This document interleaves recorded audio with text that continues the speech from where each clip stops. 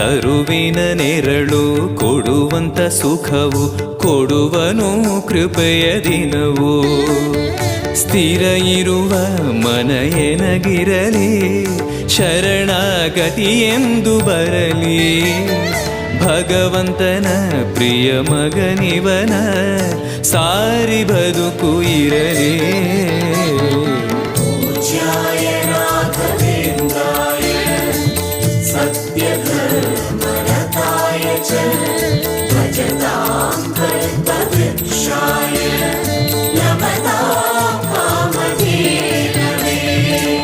ಆಲಯವೆಂದರೆ ಮಂತ್ರಾಲಯವೇ ಬೇರೆ ನಾ ಅರಿಯಲಾರೆ.